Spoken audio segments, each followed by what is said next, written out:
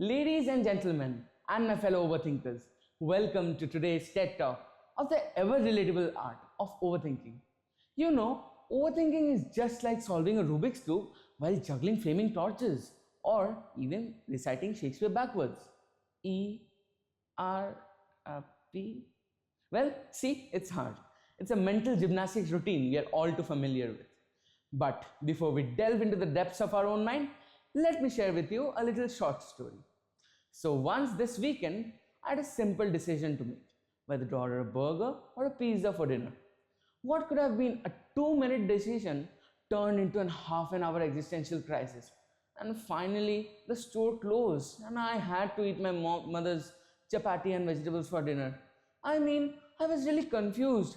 Do I go for the comfort of cheese or carbs of pepperoni or two buns with mixture of sauces and teriyaki sauce? Welcome to the Overthinkers Anonymous Club. Let's get back to the topic. Overthinking started growing in me when I was in grade 8, with of course peer pressure being the highest, and there was always a pressure on me of securing good marks.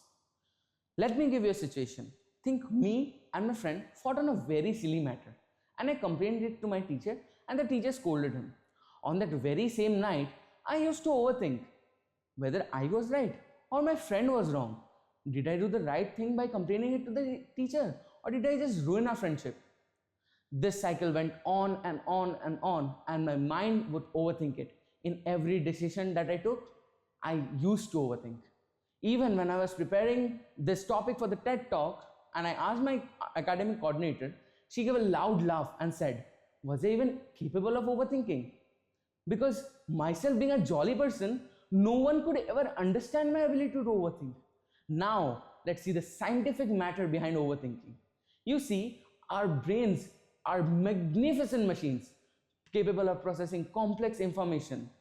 But sometimes they get stuck in a loop, just like a broken record, playing the greatest hits of doubt and uncertainty. We have all experienced it.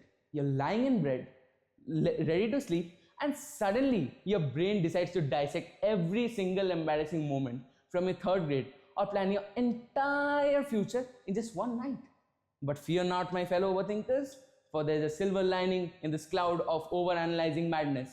You see, overthinking isn't just a curse, it's a superpower. It's the reason why we anticipate every possible outcome and why we are good at problem solving skills. It's the reason why we never forget to turn off the stove or house before leaving. You see, we might not wear capes, but we are the unsung heroes of everyday life, battling the forces of uncertainty and doubtness, one overanalyzed scenario at a time. Speaking of superheroes, have you ever wondered how we overthinkers are always ready for the most unlikely scenarios? Yes. Think me and my friend are talking and my friend tells me a very lame joke. Should I laugh or should I keep a straight face? My teachers are asking for homework. Should I just say that I did not do it and tell the truth? Or should I just make up an excuse? Maybe I wore my shirt inside out to school. Should I just laugh it off and keep it like that? Or should I awkwardly go to the washroom and change it? Choices, choices, choices. But let's not forget our unparalleled ability to overpack for vacations. I might need this t-shirt or 3 different pairs of jeans or even 3 different jackets just for going to my grandma's over the weekend. You know, once I had a presentation to present in front of my entire class and I was very obsessed and I was obsessing on every little detail. I also practiced questions which no one even thought of. And what happened?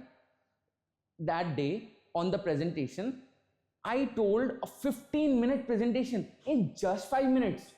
You think a 15-minute presentation. My teacher said I was like a human fast forward button. But let's not let's not just focus on the quirks of being an overthinker. Let's give strategies to manage it.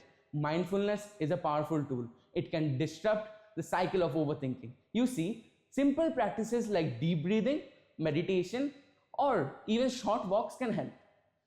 Even another helpful approach is cognitive reframing, where you reframe your challenge your negative thoughts into a more balanced one. You see, let me give you a statement. I'll never be able to complete this project on time. I will reframe it to I may have challenges, but I will still tackle it at a time. This changed our mindset from anxiety to a mindset of resilience. And of course, the power of humor. Have you ever been in a conversation, in a very serious conversation, and you find something absurdly funny?